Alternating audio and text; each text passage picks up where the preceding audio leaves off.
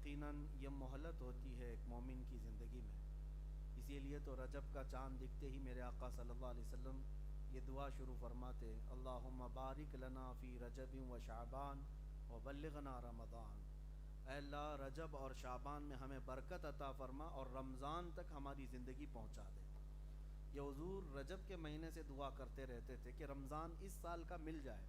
حالانکہ رمضان بہت سارے ہماری زندگی میں آئے، لیکن رجب کا چاند دیکھنے کے بعد مومن کی زیادہ ہونی چاہیے کہ اللہ اب رجب دکھایا ہے تو رمضان تک زندگی دے ہی دے. وجہ یہ ہے کہ یہ مہلت ہے، یہ مہلت ہے، اللہ کی طرف سے دی ہوئی مہلت ہے، توبہ کی مہلت ہے. اور اس کے علاوہ سب سے بڑی بات یہ ہے کہ فرمایا گیا کہ تمہاری زندگی میں اگر رمضان دے دیا گیا، رجب آتے ہی شعبان آیا، شعبان کے بعد رمضان آیا، اب ہمیں فکر نہیں ہے 30 رمضان تک. اگر موت آ بھی گئی اس دوران، میرے آقا نے فرمایا قبر کے سوالات سے اسے محفوظ کر دیا. اب اگر وہ انتقال کر جائے رمضان میں تو اسے قبر کے فتنوں سے محفوظ رکھا جائے گا. کسی طرح تمہاری بخشش کا سامان ہے. تلاوت کرو یا سنو، روزہ رکھو یا روزہ افطار کراؤ. اور مزید یہ کہ 70 گنا بڑھا کر کے ثواب دینے کا وعدہ ہے. پھر پلس یہ ہے کہ نیکیاں کرنے کے لیے تمہیں کوئی بھی اڑنگا ڈالنے والا، اڑچن پیدا کرنے والا، رکاوٹ پیدا کرنے والا شیطان نہیں ہوگا. چاند شیاطین کو قید کر لیا جاتا ہے اور عید کا چاند دکھنے تک ان کو زنجیروں میں باندھ کر رکھا جاتا ہے، صرف اس لیے کہ مولا چاہتا ہے کہ رمضان میرا مہینہ ہے، میرے بندے خالص میری عبادت میں رہیں. اور باقی ساری زندگی شیاطین تمہارے ساتھ ہیں لیکن رمضان میں نہیں ہے. اللہ کریم اس مہینے کو ہمیں ہر طرح کی آفات و بلیات سے محفوظ رکھے، اور جتنے شرور و فتن ہیں اور وسوسے ہیں اللہ تعالیٰ ان سے بھی ہمیں محفوظ رکھے. ہاں ایک چیز ہے جس کا ٹینشن ہوتا ہے، جس کی فکر بھی ہوتی ہے، وہ یہ ہے کہ شیطان تو نہیں لیکن نفس امارہ ساتھ میں ہے. یہ نفس تو شیطان کو بھی بھڑکا سکتا ہے، نفس شیطان کو بھی گمراہ کرتا ہے. وہ ہمارے ساتھ ہے لیکن اس کے لیے دعا ہے. اللہ کی بارگاہ میں یوں دعا کرو: اللہم لا تکلنی نفسی، اللہم لا تکلنی الی نفسی طرفت عین. اے اللہ تو مجھے، میرے نفس کو میرے حوالے ایک آن کے لیے بھی مت دے، میرے نفس کو ہمیشہ اپنی حفاظت میں رکھ. یہ رسول پاک کی دعا ہے. اللہ تعالیٰ اگر یہ دعا قبول فرما لے تو یقیناً ہمارے نفس امارہ کی بھی وہی حفاظت فرمائے گا. آئے میرے عزیزو، آج تفسیر قرآن کا پہلا یہ مرحلہ ہے، بلکہ آج کی پہلی محفل ہے. معمول کے مطابق رمضان المبارکہ میں ہر رات قرآن کی مکمل تلاوت ہوتی ہے، اور اس کے بعد تلاوت جو کیا گیا ہے اس میں چیدہ چیدہ جو آیتیں ہیں ان کی تفسیریں آپ کے سامنے رکھی جاتی ہیں. برسوں سے میرا معمول رہا ہے. اس سال انشاءاللہ العزیز قرآن عظیم کے وہی اہم پیغامات جو بندوں کے لیے آئے ہیں آپ کے سامنے رکھنے کی کوشش کروں گا. سب سے پہلے آج قرآن کی تاریخ ہمیں معلوم ہونی ضروری ہے. قرآن اللہ کی کتاب ہے اور تمہارے لیے آئی. ایک جو شبہ ہے لوگوں کے دماغ میں اس کو میں دور کرتا ہوں. آج قرآن آپ یہ سمجھتے ہیں قسم کھانے کے لیے قرآن ہے، حتیٰ کہ ایسا بنا دیا گیا کہ کورٹ میں بھی مسلمان کھڑا ہو تو اس کو ہاتھ رکھوا کر کے پوچھا جاتا ہے کہ اس پر ہاتھ رکھ کر بولو، جو بولوں گا سچ بولوں گا. تو قرآن جو ہے یہ صرف قسم اٹھانے والی کتاب تھوڑی نا ہے. یا تو پھر دوسرا ہمارے دماغ میں یہ بیٹھا ہوا ہے کہ میتوں پر پڑھی جانے والی کتاب ہے، ثواب پہنچے گا تیجے میں چہلوں میں.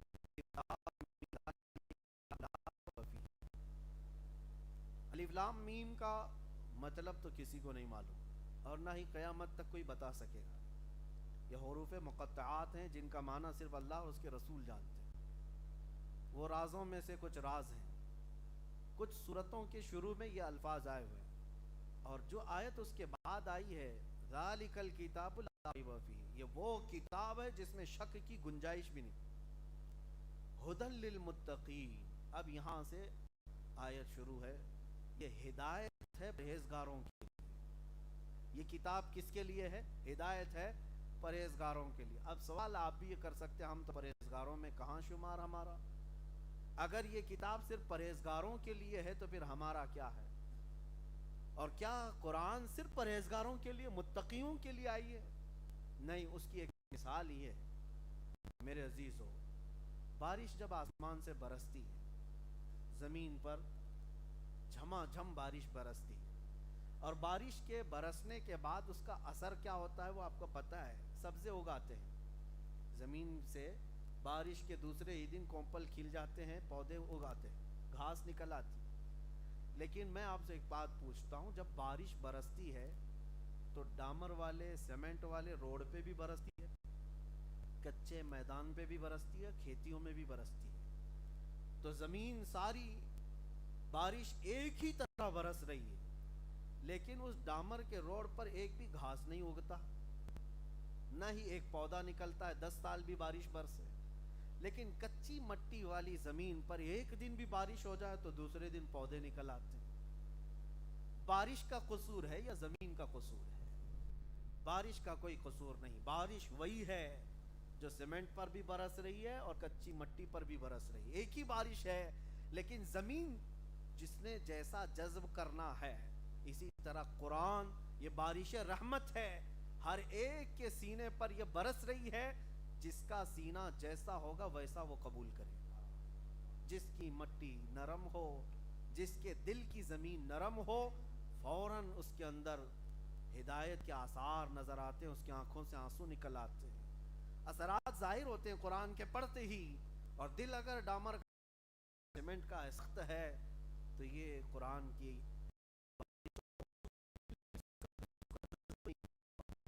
تو ہدی للمتقین کا مطلب یہ نہیں ہے کہ صرف یہ پرہیزگاروں کے لیے ہدایت ہے. ہدایت سب کے لیے ہے، لیکن پرہیزگار اس سے نفع اٹھاتے ہیں، پرہیزگار اس قرآن پاک سے فائدہ اٹھاتے ہیں. قرآن کے متعلق میں آپ کے سامنے یہ عرض کرتا ہوں، رمضان المبارکہ میں قرآن کی تلاوت کثرت سے ہوتی. اس کی وجہ یہ ہے کہ یہ کتاب نازل ہی رمضان میں ہوئی، کیونکہ اسی کتاب میں اللہ نے فرمایا شہر رمضان الذی انزل فیہ القرآن، رمضان کا وہ مہینہ جس میں اللہ نے قرآن نازل کیا، جس میں قرآن اتارا گیا ہے. تو رمضان کی ایک فضیلت میں یہ بات بھی ہے کہ قرآن اسی مہینے میں اترا اور اسی مہینے میں سب سے زیادہ پڑھا جاتا ہے، سب سے زیادہ سنا بھی جاتا ہے. رمضان میں اترا تو آپ نے تو یہ سنا ہے کہ قرآن ایک ساتھ نہیں اترا. قرآن میرے آقا صلی اللہ تعالیٰ علیہ وسلم کے قلب اطہر پر تقریباً 23 سال تک اترتا رہا. 23 ایئرس، 23 سال تھوڑا تھوڑا کر کے اترتا رہا. تو پھر رمضان میں کیسے اترا؟ رمضان میں اترنے کا مطلب کیا ہے؟ حدیث پاک میں ہے اللہ رب العزت نے اپنے علم پاک سے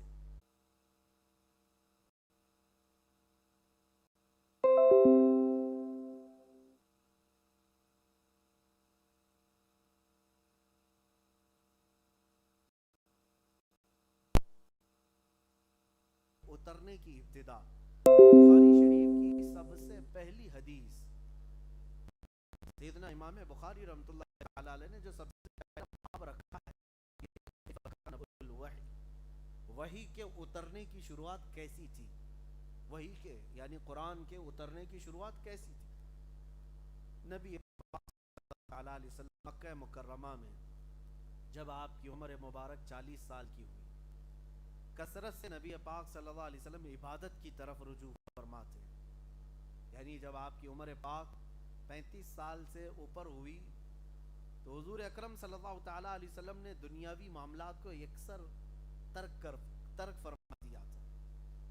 زیادہ طور پر آپ دنیاوی معاملات میں مصروف رہنا بالکل ترک فرما دیا، نہ تجارت کے معاملات یا دیگر معاملات، زیادہ وقت اپنا عبادت میں بتاتے. اور اس عبادت کے لیے آپ مکہ کا شہر چھوڑ کر ہیرا، جبل نور جو آج پہاڑی ہے، ایک غار ہے ہیرا، اس غار میں جا کر کے عبادت گزار ہو جاتے، اور کبھی 2 دن 3 دن تک اس غار سے واپس نہیں آتے. وہ غار ایسے لوکیشن پر ہے کہ وہاں بیٹھ کر کے عبادت کریں تو خانہ کعبہ سامنے نظر آتا ہے. نبی پاک صلی اللہ تعالیٰ علیہ وسلم وہ جگہ پسند تھی وہاں بیٹھتے اور خانہ کعبہ کو دیکھتے رہتے اور عبادت میں مصروف رہتے. یہ کئی دن تک گزرتے رہے حالات. پھر ایک شب ایسی آئی کہ آپ غار حرا میں مصروف عبادت تھے. وہ فرشتہ سید الملائکہ جبرائیل امین علیہ السلام جو پہلے بھی نبیوں کے پاس اللہ کے پیغامات لے کر آتے تھے وہ نازل ہوئے, غار میں داخل ہوئے اور آتے ہی نبی پاک صلی اللہ تعالیٰ علیہ وسلم کے پاس کھڑے ہوئے. جبرائیل امین نے آتے ہی حضور صلی اللہ تعالیٰ علیہ وسلم سے کہا اقرا, پڑھو. نبی پاک صلی اللہ علیہ وسلم نے فرمایا ما انا بقاری, میں نہیں پڑھنے والا. اب اس کے ترجمے بعض لوگ یہ کہتے ہیں میں پڑھا ہوا نہیں ہوں. جو پڑھے ہوئے نہیں ہیں وہ میرے نبی کو پڑھا ہوا نہیں سمجھتے. انہیں کیا پتا کہ رسول اللہ صلی اللہ تعالیٰ علیہ وسلم کو اللہ نے کتنا پڑھایا. سورہ رحمان آپ نے پڑھا ہے؟ الرحمن, آپ کو آیت بھی یاد ہے, علم القرآن, جس کا ترجمہ جا کر کے دیکھو اللہ نے خود قرآن میں فرمایا وہ رحمان ہے جس نے اپنے محبوب کو قرآن سکھایا ہے. تو اللہ خود استاد ہے, رسول پڑھے ہوئے ہیں اللہ سے. یہ ایک پروسیس ہے. جبرائیل امین علیہ الصلاۃ و تسلیم کے ذریعے سے جو آیتیں اتاری جا رہی ہیں.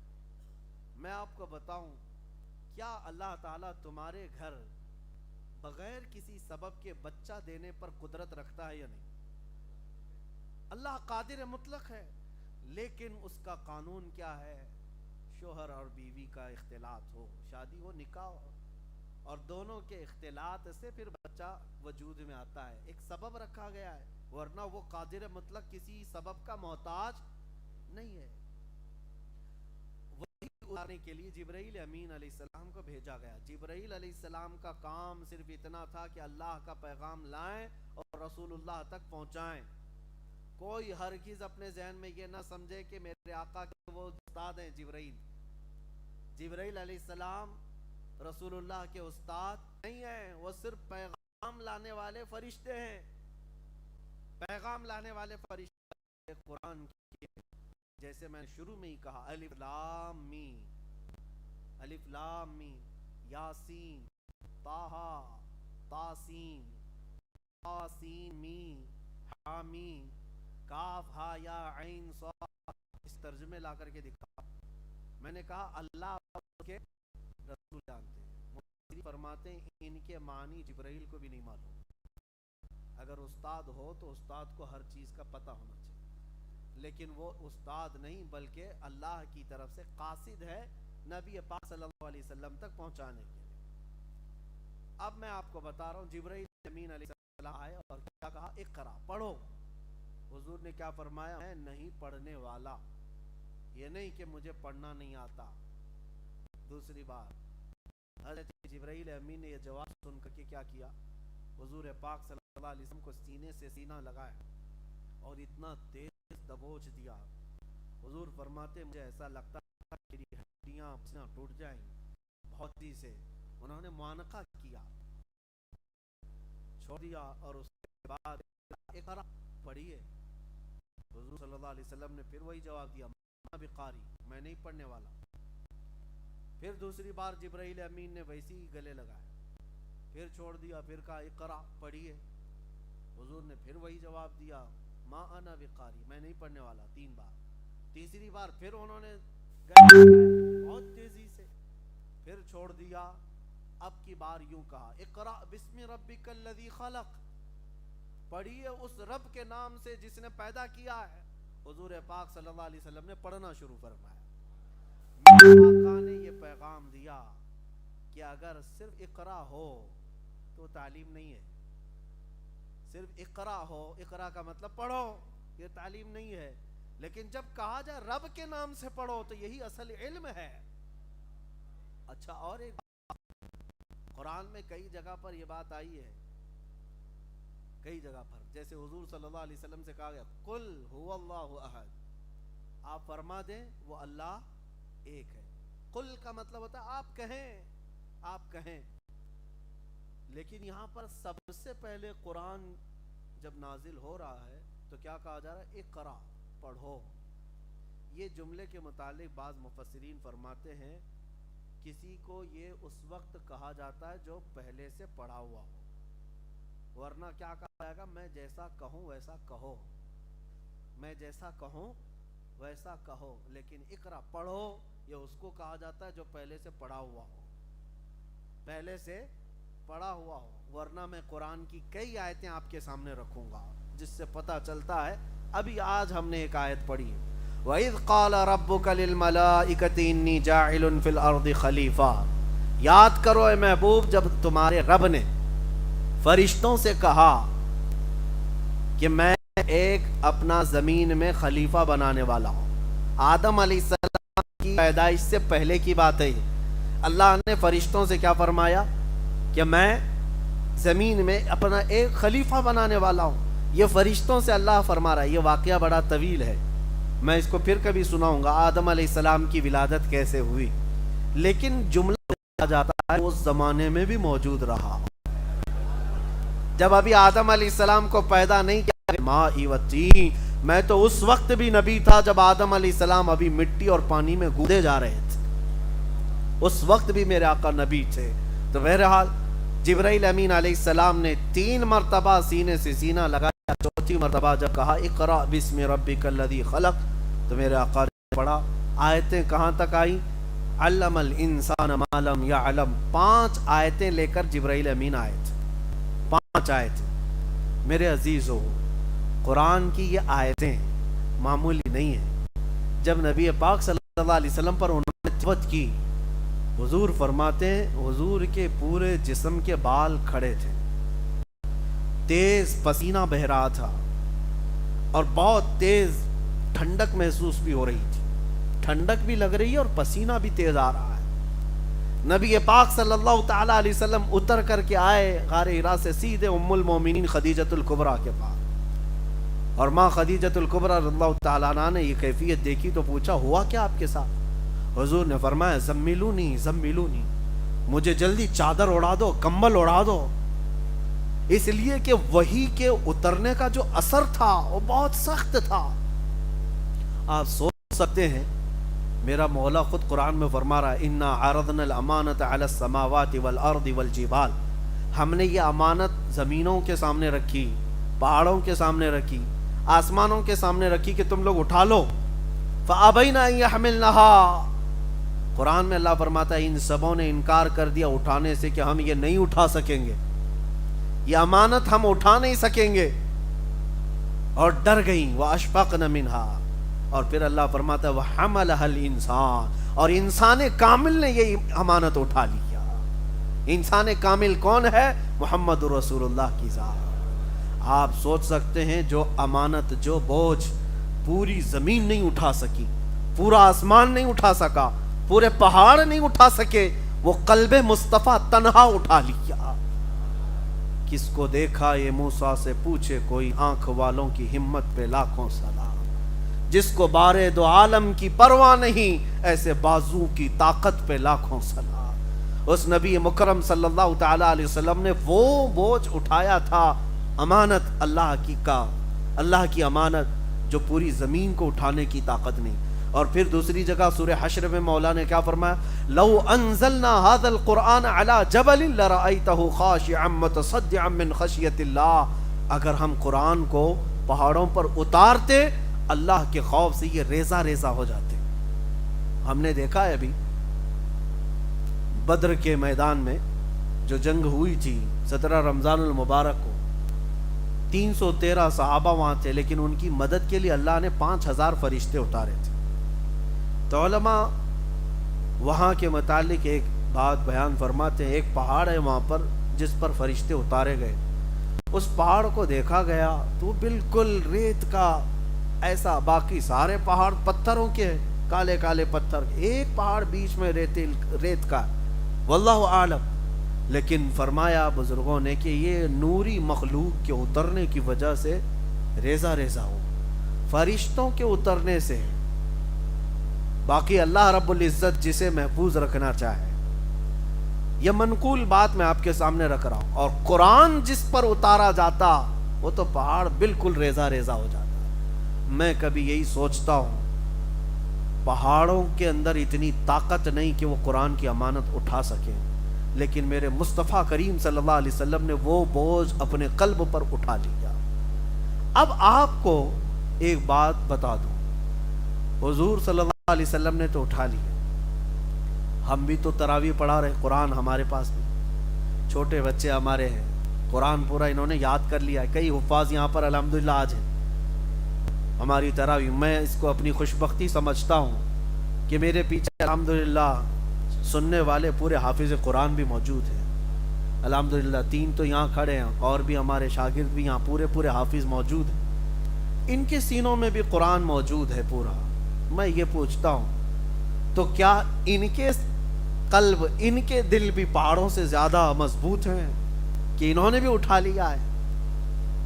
بات دراصل یہ ہے، میں اس کو ایک مثال سے بتاتا ہوں۔ کرنٹ جو ہے، بجلی ایک جگہ کہیں پر سٹاک کی جاتی ہے، جمع کی جاتی ہے، اور اس کے بعد محلے میں ڈائریکٹ والے جو وائر ہے اس سے آپ بجلی کو، اس کے بلب کو لگا کر کے دیکھو یا فین کو لگا کے، فوراً جل کے گر جائے گا، فوراً جل کر کے گر جائے گا۔ تو بجلی سٹاک جہاں ہوتی ہے وہاں سے پہلے محلے میں ایک ٹرانسفارمر رہتا ہے، اور اس میں کرنٹ آتا ہے اور بٹ جاتا ہے، اس کا پاور الگ الگ ہو کر کے جتنے پاور کی سپلائی کی ضرورت گھروں میں ہوتی ہے اتنے پاور کا کرنٹ آتا ہے۔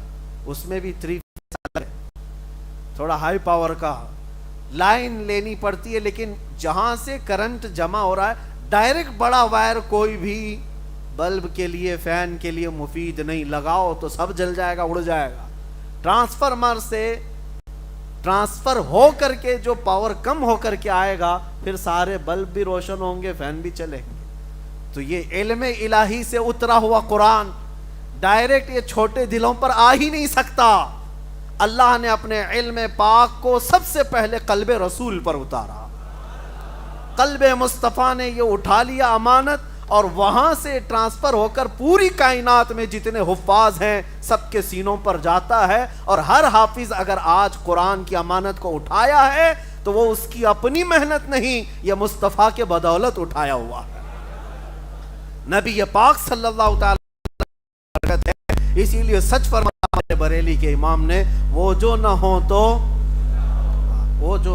تو اگر حضور نہ ہوتے تو پھر یہ امانت کا بوجھ نہیں اٹھا سکتے۔ جتنوں کے سینے میں ہے یہ سپلائی سیدھے مدینے سے ہو کر آ رہا ہے۔ ہمارے ایک استاد تھے، بزرگ استاد، وہ فرماتے تھے حافظوں کو آپ دیکھیں کبھی یہ تلاوت کرتے ہیں یا پڑھتے ہیں، قرآن پڑھتے ہیں، مدرسوں میں خاص طور پر جا کر کے دیکھیں ان کے یاد کرنے کا طریقہ، ہم کو کسی نے نہ بتایا اور نہ ہم نے کبھی شاگردوں کو یہ کہا کہ یوں یاد کرو، یاسین والقرآن الحکیم، یہ کیا ہے جھومنا؟ نہ ہم کو کبھی کسی استاد نے سکھایا تھا کہ جھوم کے پڑھنا چاہیے، نہ ہم نے کبھی کسی سے کہا، لیکن جاؤ کسی بھی مدرسے میں یہ بتایا نہیں جاتا ہے جھوم کر کے یاد کر، وہ خود ہی جھومتے رہتے ہیں۔ آپ اپنے گھر کا بچہ لا کر ہمارے مدرسے میں بٹھاؤ، 4 دن کے بعد وہ جھومنا نہ شروع کرے تو مجھ سے پوچھو۔ اگر قرآن پڑھنے کے لیے اس کو بٹھایا جائے تو وہ جھومنے لگے گا، یاسین والقرآن الحکیم انک لمن المرسلین۔ یہ منڈی ہلتی کیوں ہے؟ یہ شیک کیوں ہو رہا ہے؟ یہ پوری باڈی کیوں ہلتی ہے؟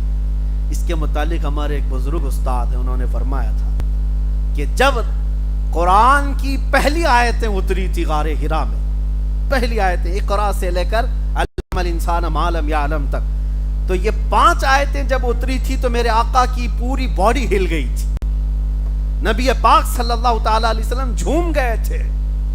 ان آیتوں کا بوجھ تھا یا یہ اس امانت کا اثر تھا کہ حضور پاک صلی اللہ تعالی علیہ وسلم ہلتے رہے، حرکت کرتے رہے۔ وہ ہمارے استاد فرماتے ہیں اس حرکت کا اثر آج تک ہے، جو بھی قرآن یاد کرتا ہے خود ہی حرکت کرنے لگتا ہے، وہ اثر آج تک موجود ہے۔ جو بھی قرآن پاک آج یاد کرتا ہے وہ اسے بتانے کی ضرورت نہیں، خود ہی ہلتا رہتا ہے۔ یہ قرآن پاک۔ دوسری بات میرے عزیزو، اس کی تاریخ مجھے آج بتانی تھی، میں نے شروعات یہ بتائی، غار حرا سے اس کی آیتیں شروع ہوئی، پہلی 5 آیتیں، پھر سیکنڈ مرتبہ میں 19 آیتیں آئی سورہ مدثر کی، علم الانسان ما لم یعلم تک پہلے بار نازل ہوئی، اس کے بعد دوسری بار جب جبرائیل امین علیہ السلام آئے تو یہ لے کر کے آئے یا ایھا المدثر قم فانذر وربک فکبر وثیابک فطہر، 19 آیتیں پھر نازل۔ اس کے بعد پھر قرآن میں جو آج ترتیب ہے، آپ یہ سوچ سکتے ہیں کہ پہلے وہاں کی 5 آیتیں، پھر سورہ مدثر کی 19 آیتیں، نازل ہونے کی ترتیب بہت الگ ہے۔ قرآن کے نازل ہونے کی ترتیب بہت الگ ہے۔ آج جو ہم لوگ پڑھ رہے ہیں سورہ فاتحہ، اس کے بعد سورہ بقرہ، اس کے بعد آل عمران، یا جس طرح آیتیں ہیں، یہ جو آج ترتیب ہے تو کسی کے دماغ میں یہ نہیں آنا چاہیے کہ یہ بعد کی بنائی ہوئی ترتیب ہے، لوگوں نے اس کو اپنے انداز سے یوں جمع کر دیا۔ نہیں، نازل ہونے کے اعتبار سے حضور اکرم صلی اللہ تعالیٰ علیہ وسلم جب لکھواتے تھے قرآن، کاتبان وحی جو صحابہ تھے، کئی صحابہ تھے، کچھ چمڑوں پر لکھتے تھے، کچھ پتھروں پر لکھتے تھے۔ نبی پاک صلی اللہ علیہ وسلم خود فرماتے اس آیت کو یہاں لکھو، اس آیت کو یہاں لکھو۔ تو حضور اکرم صلی اللہ علیہ وسلم خود بیان فرماتے، اسی اعتبار سے یہ سورتوں کی ترتیب بھی رکھی گئی اور آیتوں کی ترتیب بھی رکھی گئی، یہ ہماری بنائی ہوئی نہیں ہے۔ اس لیے کہ میں کل ہی ایک پاکھنڈی کسی پنڈت کو سن رہا تھا، وہ کہہ رہا تھا کہ قرآن میں ایک خلیفاؤں نے گھسپیٹ کیا ہے، داخل کر دیا ہے، اور اس اعتبار سے قرآن بھی کوئی اپنے اوریجنل صورت میں تھوڑی نہ ہے۔ وہ ایسا ہے، کوبڑا ہمیشہ یہ سوچتا ہے کہ پوری دنیا کوبڑی رہے، بیچارے کے پاس تو کوئی ڈھنگ کی چیز ہے نہیں، اگر کوئی چیز پیش کرے تو کتابوں کا کوئی اتا پتہ نہیں۔ بہت ساری کتابیں، میں چیلنج کے ساتھ کہتا ہوں، دنیا میں موجود آج جتنی مقدس کتابیں لا کر کے دکھاؤ، کوئی بھی تحریف و تبدیل سے محفوظ آج تک نہیں، سب بدلی ہوئی ہیں، انہی لوگوں نے بدلا ہوا ہے، کوئی بھی محفوظ نہیں۔ اب قرآن پاک جو محفوظ ہے، ان کے پیٹ میں درد ہے، کہتے ہیں یہ ایک ہی چیز کیسے محفوظ ہے؟ اس کے لیے زبردستی شوشے چھوڑتے ہیں کہ یہ بھی ہو سکتا ہے خلیفاؤں نے گڑھ لیا ہوگا، ڈال لیا ہوگا اندر، اس میں داخل کر دیا ہوگا۔ تو یہ پاسیبلٹی پہ بات کرتے ہیں، ہو سکتا ہے، ہو سکتا ہے، ہو سکتا پہ تو ہم ان کو یہ کہہ سکتے ہیں آپ عورت ہو سکتے ہیں۔ ہو سکنے میں تو پاسیبلٹی کسی بھی چیز کی بات کر سکتے۔ دلیل ہے آپ کے پاس کوئی کہ قرآن کو کسی نے بدلا تھا یا اپنے انداز سے داخل کیا تھا؟ ایک خلیفہ نے، ایک بادشاہ نے، ایک حاکم نے، بہت سارے زمانے آئے لیکن دلیل ان کے پاس ہے ہی نہیں۔ میں آپ کو ایک مثال بتاتا ہوں، ایک بھی اگر انکاری 1400 سال میں مل جائے کہ قرآن جیسا رسول اللہ کے زمانے میں نازل ہوا تھا، یہ ویسا نہیں کچھ الگ تھا، لا کر کے دکھا دیں، ایک بھی 1,20,000 صحابہ آخری حج میں میرے آقا کے ساتھ تھے، اس کے علاوہ اور بھی صحابہ تھے، 1,50,000 کے قریب صحابہ۔ آپ سوچ سکتے ہیں ایک کامن چیز ہے سمجھنے کے لیے، کیا 1,20,000 سے زیادہ لوگ ایک جھوٹ پر جمع ہو سکتے ہیں؟ کسی ایک جھوٹ پر اگر ان میں سے کسی ایک کو بھی شک ہوتا کہ آیتیں ایسی نہیں ایسی تھی، حضرت ابو بکر کے زمانے میں ایسا ہو گیا، حضرت عمر کے زمانے میں ایسا ہو گیا، حضرت عثمان کے زمانے میں ایسا ہو گیا، ہم ایسا نہیں سنے تھے، ویسا تھا، لا کر کے دیا، ایک نے بھی نہیں کہا۔ حتیٰ کہ سب سے بڑے تعجب کی بات میں آپ کو بتاؤں، سب سے بڑے تعجب کی بات، خلفائے راشدین کا زمانہ، ہم تو الحمدللہ اہل سنت و جماعت صدیق اکبر کو اپنے سر کا تاج سمجھتے ہیں، خلیفہ ثانی عمر فاروق رضی اللہ تعالیٰ عنہ پر بھی ہم ظاہر سی بات ہے دل و جان سے تسلیم کرتے ہیں، ان کی خلافت حضرت عثمان غنی کو، لیکن اہل تشیع، شیعہ جماعت، ان تینوں خلفاء کے متعلق متفق نہیں ہے۔ کھل کر کے میں بتاتا ہوں، حضرت ابوبکر صدیق، حضرت عمر، حضرت عثمان، تینوں خلفاء کے بارے میں ان کا متفقہ قول نہیں ہے۔ ہاں وہ کہتے ہیں خلیفہ اول، خلیفہ ثانی، خلیفہ ثالث، لیکن ان کے عدل کے بارے میں، ان کی پرہیزگاری کے بارے میں، ان کی نیکیوں کے بارے میں ان سب کا اتفاق نہیں ہے شیعہ جماعت کا۔ یہ بات کیوں کہہ رہا ہوں؟ جن کو یہ تین خلفاء سے اعتراض ہے، اس جماعت نے بھی قرآن وہی آج تک تسلیم کیا ہے جو قرآن ہم نے تسلیم کیا ہے۔ قرآن شیعوں کے پاس بھی وہی ہے جو سورہ فاتحہ سے شروع ہو کر والناس پہ ختم ہوتا ہے۔ ان کی شیعہ جماعت میں سے ایک عالم نے بھی آج تک یہ نہیں کہا کہ صدیق اکبر نے قرآن میں ادھر ادھر کر دیا، یا عمر فاروق نے کر دیا، یا حضرت عثمان نے کر دیا، نہیں۔ شیعہ جماعت کے پاس بھی جو قرآن ہے وہ یہی قرآن ہے، اس پر سب کا اتفاق ہے۔ پوری امت کے جتنے فرقے پیدا ہوئے ان سب فرقوں کا بھی اس قرآن کے بارے میں کوئی اختلاف نہیں ہوا۔ یہ سب سے بڑی مثال ہے ان ظالموں کے لیے، پاکھنڈیوں کے لیے، جو کہتے ہیں کہ اس میں کسی نے داخل کر دیا، گھسا دیا۔ بات صرف اور صرف اتنی ہے کہ اپنی چیز محفوظ نہیں تو دوسرے پر بھی الزام لگاؤ۔ اپنا گھر تو ٹھیک ہے نہیں، دوسرے کے گھر کو بھی بول دو کہ یہ صحیح نہیں۔ لیکن قرآن عظیم جس طرح میرے آقا صلی اللہ علیہ وسلم کے زمانے میں نازل ہوا تھا اسی صورت میں آج تک محفوظ ہے، آج تک قرآن پاک محفوظ ہے۔ اب چلیے دوسری بات میں آپ کے سامنے رکھتا ہوں۔ حضور صلی اللہ علیہ وسلم کے بہت سارے معجزے ہیں۔ چاند کے 2 ٹکڑے فرمایا حضور، مانتے ہیں کہ نہیں مانتے آپ؟ سورج کو حضور پاک نے پلٹایا، تسلیم کرتے ہیں کہ نہیں؟ میرے آقا صلی اللہ علیہ وسلم نے انگلیوں سے پانی کے چشمے جاری کیے، مانتے ہیں نا حضور کے یہ معجزے؟ لیکن دیکھا ہے آپ نے، آپ یہ معجزے جب غیر مسلموں کے سامنے کہیں گے تو کہیں گے ہمارے بھی بڑے لوگ ایسے سب کر کے گئے، وہ پہلے کی باتیں کہیں گے، وہ نہیں مانیں گے۔ لیکن میرے عزیزو، تمہارا سینہ فخر سے چوڑا ہونا چاہیے۔ آج تک میرے آقا صلی اللہ علیہ وسلم کا زندہ معجزہ کوئی ہے تو قرآن پاک۔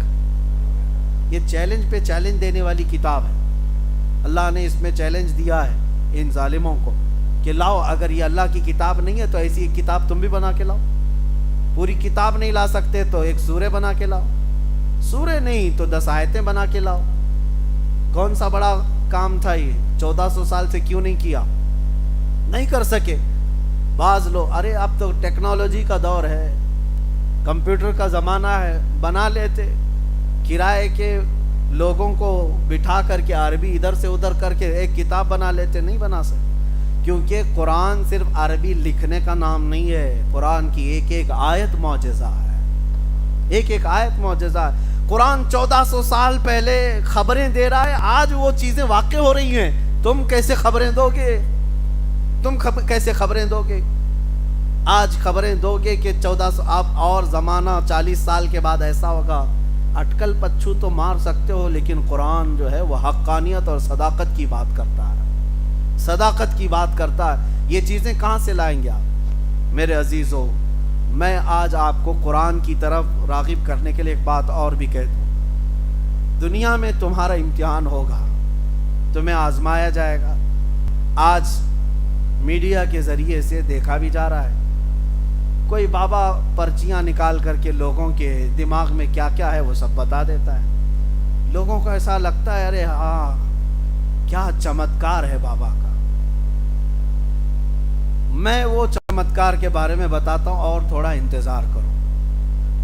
اللہ تبارک و تعالی ہر چیز کو واضح کر کے سامنے لاتا ہے، انتظار کرو۔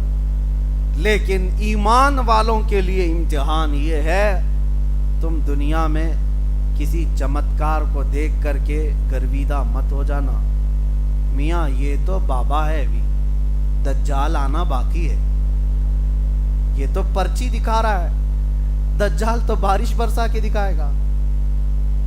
یہ تو ابھی نام بتا دے تمہارے چاچا کے، تمہارے بھتیجوں کے، دجال تو زمین سے پودے نکال کر دکھا دے گا، بلکہ وہیں مارے گا، وہیں زندہ بھی کر کے دکھائے گا۔ یہ تو میرے آقا نے پہلے سے فرمایا۔ تو کیا ایسی حرکتیں کر کے دکھا دینے پر تم فوراً آمنا صدقنا کہو گے؟ نہیں، میرے آقا نے فرمایا اس وقت ایک سچا مومن یہی کہے گا، اللہ ربی یحیی و یمیت، میرا رب اللہ ہے، وہی زندگی دیتا ہے، وہی موت دیتا ہے۔ آنکھوں پر پٹی تو پڑ سکتی ہے، شعبدہ بازی ہو سکتی ہے، جادوگری تو دنیا میں موجود ہے، تمہاری نظر بندی تو ہو سکتی ہے، لیکن حقیقت میں اشیاء کو بدلنا صرف اللہ کی قدرت میں ہے۔ اسی لیے میرے عزیزو، قرآن کی سچائی پر یقین رکھو، تمہیں ادھر ادھر جانے کی ضرورت نہیں، یہ اللہ کا کلام کافی ہے۔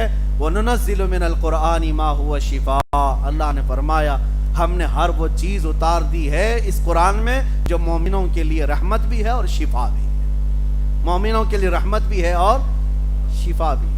قرآن کی تاریخ میں ایک چیز میں آپ کو بتا دوں، یہ ایسا معجز کلام ہے، معجز کا مطلب عاجز کرنے والا کلام، آپ کو کیا لگتا ہے اس کا جواب کوئی لایا نہیں ہوگا اب تک؟ لانے کی کوشش کیے تھے عرب لوگ، اور وہ بھی بھاڑے کے لوگ، کرائے کے لوگ، شاعر لوگ۔ مکہ والے پریشان ہو گئے آیتیں سن سن کر کے۔ حضور فرماتے لاؤ ایک آیت، لاؤ 10 آیتیں، لاؤ ایک سورہ، کیونکہ تمہاری زبان بھی وہی ہے جو قرآن کی زبان ہے، کیوں نہیں لاتے بنا کر کے؟ ان کی طاقت نہیں ہوئی تو یمن کے، شام کے، جگہ جگہ کے جو بڑے بڑے فصیح و بلیغ شاعر تھے ان کو لے کے آئے، کہا کہ جتنے پیسے چاہیے لے لو، یہ قرآن کا جواب لکھ کر کے لاؤ۔ تو پیسے تو لے کر کے گئے، 1 سال تک کھا پی کر کے دوسرے سال آئے اور کہا کہ نہیں بنا پایا، اور تھوڑے پیسے دے دو۔ بڑے بڑے مالداروں نے دوسرے سال پھر پیسے دیے، جاؤ کچھ تو بنا کے لاؤ۔ دوسرے سال گئے، سال بھر حج کے موسم میں آتے تھے سارے لوگ، مکہ میں جمع ہوتے تھے۔ اب ان کو ڈر لگنے لگا دوسرے سال اگر نہیں لے کے جائیں گے تو یہ عرب کے بڑے بڑے سر پھرے سیٹ لوگ جو ہے مار ڈالیں گے، تو کچھ نہ کچھ بنا کے لے کے آئے شاعر لوگ۔ ابھی ہم نے آج پڑھی ہے قرآن کی سورہ القاریعۃ ما القاریعۃ وما ادراک ما القاریعۃ۔ اللہ نے فرمایا وہ چنگھاڑنے والی، قیامت کا تذکرہ ہے اس میں۔ چنگھاڑ، کیسی چنگھاڑ جو قیامت کے وقت آئے گی کہ انسان روئی کے پھائے کی طرح اڑ رہے ہوں گے، یعنی تمام پہاڑوں کو دیکھو کہ تم ہوا میں اڑ رہے ہوں گے، گردش کر رہے ہوں گے۔ یہ قیامت کا منظر ہے اس میں، سورہ میں القاریعۃ ما القاریعۃ وما ادراک ما القاریعۃ۔ اس سورے کے وزن پر انہوں نے بھی ایک بنا لیا، لے کر کیا الفیل ما الفیل وما ادراک ما الفیل خرطومہ طویل، عربی میں جس کا مطلب یہ ہوتا ہے ہاتھی، تم کیا جانو ہاتھی، ہاتھی کیسی ہوتی ہے، اس کی سونڈ لمبی ہوتی ہے، دم چھوٹی ہوتی ہے، پیٹ بڑا ہوتا ہے، پیر اونچے ہوتے ہیں۔ لے کر کے آئے مکہ والوں کے سامنے، تلاوت کیا الفیل میں، سب گھبرا کے کھڑے ہو گئے اور سب کہنے لگے کیا بکواس ہے، کیا بکواس ہے، ہاتھی تم کیا جانو ہاتھی، سونڈ لمبی ہوتی ہے، پونچھ چھوٹی ہوتی، یہ کوئی سورے بنا کر کے لائے ہو؟ بہت پھٹکار کھائی اور خود ہنسنے بھی لگے، خود بنا کر کے لائے اور خود ہنسنے بھی لگے، ہم نے کیا بنا دیا۔ کہا اس بار تمہیں جو ہے وارننگ دیتا ہوں۔ بڑے سیٹ نے کہا اگر تیسرے سال خالی ہاتھ آئے تو مارے جاؤ گے، قرآن کے جواب میں کچھ تو لے کے آؤ۔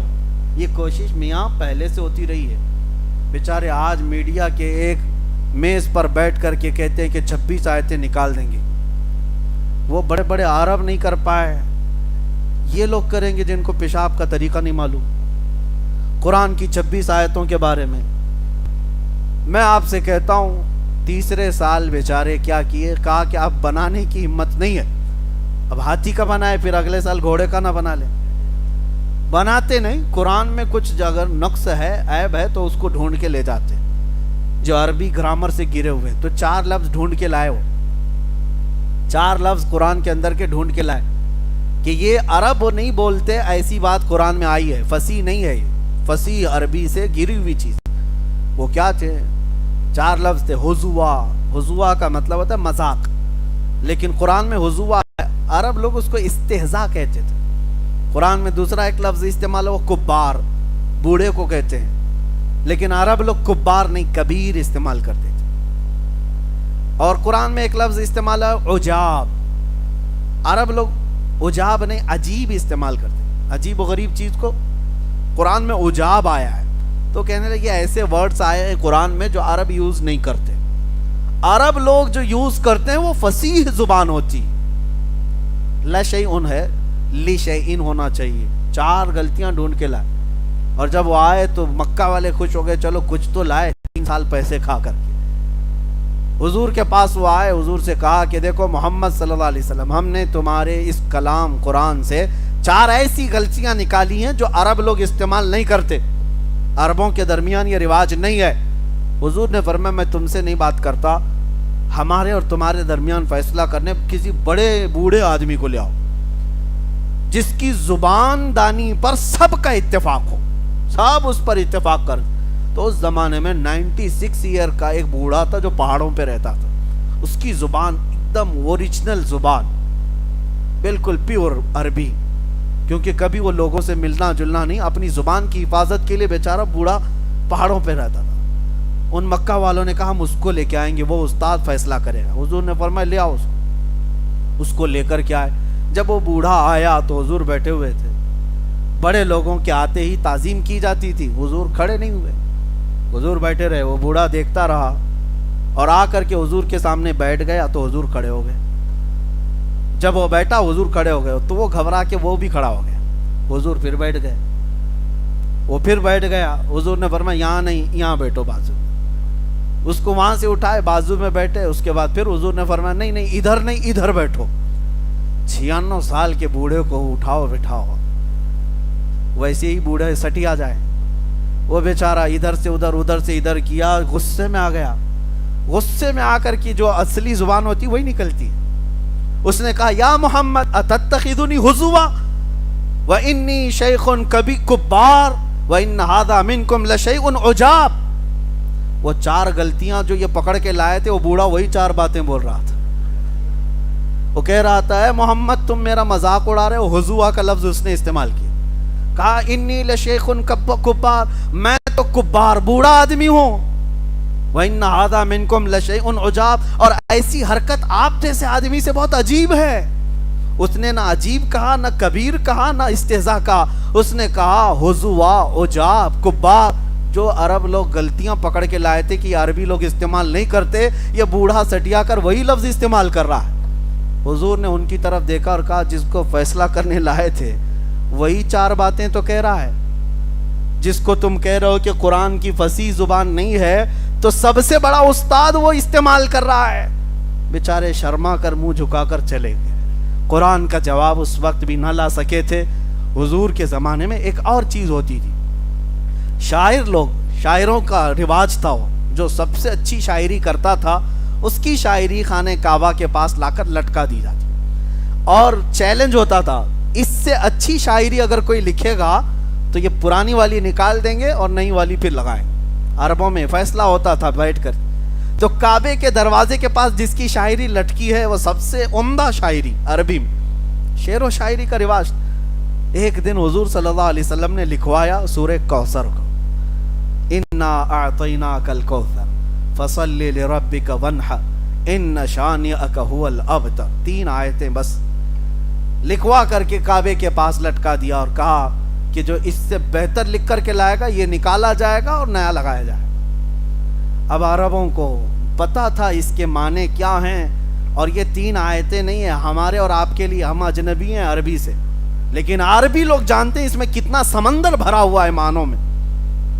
دیکھتے رہے، پھر اس زمانے میں بھی انہوں نے بہت بڑے شاعر کو پکڑ کر لا کر کہا اس کا جواب لکھو، اس کو اترواؤ کعبے سے۔ وہ آیا، دیکھا، غور سے پڑھا، انا اعطیناک الکوثر فصل لربک وانحر ان شانئک هو الابتر۔ اپنی طرف سے نیچے لکھ کر کے لگایا ما ھذا کلام البشر، کہا کہ یہ بشر کا کلام ہو ہی نہیں سکتا۔ اس نے کہا میں کیا شاعری لکھوں، یہ جو کلام ہے یہ بشر کا ہو ہی نہیں سکتا۔ اس کے بعد سے آج تک کعبے پہ لٹکانے کا رواج ہی ختم ہو گیا۔ قرآن کے آنے کے بعد پھر کوئی فصیح زبان اس کا مقابلہ نہیں کر سکی۔ یہ میرے رب کا کلام سچا اور میرے مصطفیٰ کا سچا معجزہ ہے۔ مجھے حیرت اس بات کی ہے کہ ہماری قوم اس سے غافل ہے، اس قرآن پاک سے۔ اس کے ترجمے، معنی، تفسیر تو دور کی بات، پڑھنا نہیں آتا لوگوں کو، میتوں پر پڑھتے ہیں۔ ابھی رمضان میں جھٹک کر کے نکالے ہوں گے کہ پڑھنا ہے، لیکن میرے عزیزو اس قرآن کے ساتھ اتنی ناانصافی کرتے رہو گے تو ہدایت کیسے پاؤ گے؟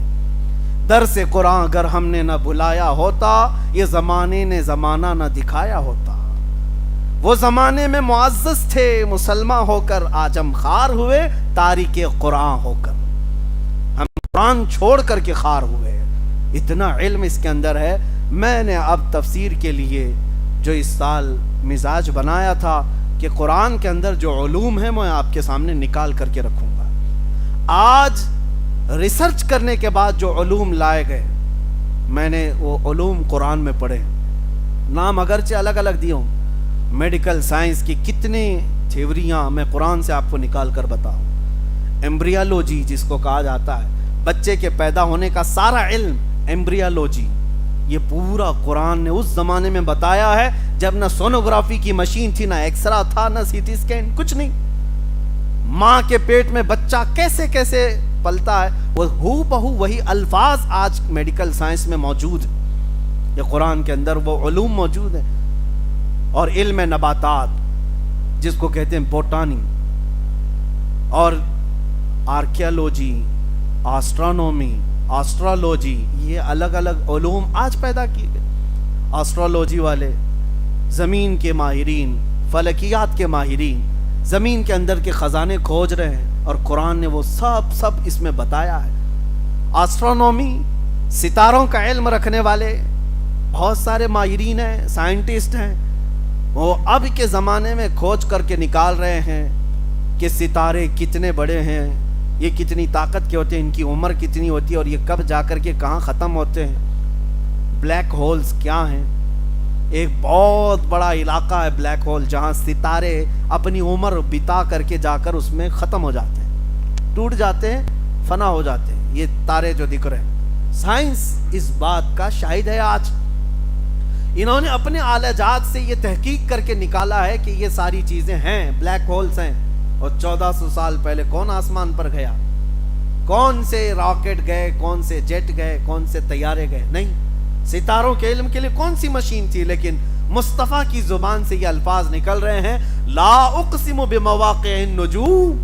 اللہ فرماتا قسم ہے رب تعالیٰ کو ان جگہوں کی جہاں ستارے جا کر ٹوٹ جاتے ہیں. یہ قرآن میں موجود ہے. بلیک ہولز کو آج تم نکال رہے ہو. ریڈ سی کے اندر موجود چیزیں، اور اٹلانٹک اوشین کے اندر موجود وہ ڈارک سپیس جہاں سورج کی روشنی نہیں پڑتی، قرآن کے 18ویں پارے سورہ نور میں موجود ہے. جبکہ رسول پاک صلی اللہ تعالیٰ علیہ وسلم کبھی اپنی زندگی میں سمندر کا سفر نہیں فرمایا، لیکن سمندر کی باریکیاں حضور کی زبان سے اللہ بیان فرما رہا ہے. یہ قرآن کے علوم میں آپ کے سامنے رکھنا چاہوں گا انشاءاللہ. وجہ یہ ہے میرے عزیزو، قرآن کو اتنا زیادہ تم ناانصافی کے ساتھ چھوڑ دیو، اس لیے ذلت اور خاری اٹھانی ہے. قرآن پڑھنا سیکھو، اور کوئی مشکل کتاب نہیں، بہت آسان کتاب، یاد کرنے کے لیے بھی آسان ہے، پڑھنے کے لیے بھی آسان ہے. آپ کو میں بتاؤں، میرے گھر میں موجود ہے 4.5 مہینے میں مکمل حفظ قرآن کیا ہوا. اگر اللہ چاہے تو سینے میں اتنی جلدی یہ قرآن کو اتارتا ہے. اور پڑھنے کے لیے آسان کتنا ہے. قرآن کہتا ہے وَلَقَدْ يَسَّرْنَا الْقُرْآنَ لِلذِّكْرِ فَهَلْ مِن مُدَّكِرٍ. ہم نے قرآن یاد کرنے کے لیے آسان بنایا ہے. کوئی یاد کرنے والا نہیں ہے.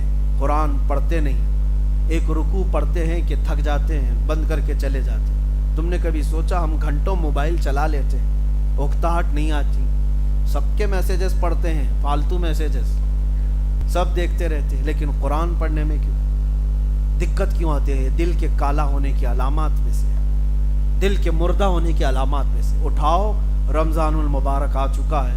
کل سے ویسے بھی الحمدللہ ہمارے درس قرآن کی محفل بھی ہونے والی. فجر کے بعد روزانہ ہم ایک پارے کی تلاوت کریں گے. جب تراویح میں ہمارا ختم قرآن ہوگا انشاءاللہ آپ تلاوت قرآن میں بھی مکمل قرآن ختم ہوگا انشاءاللہ. اللہ تبارک و تعالیٰ کہنے سننے سے زیادہ عمل کی توفیق عطا فرمائے.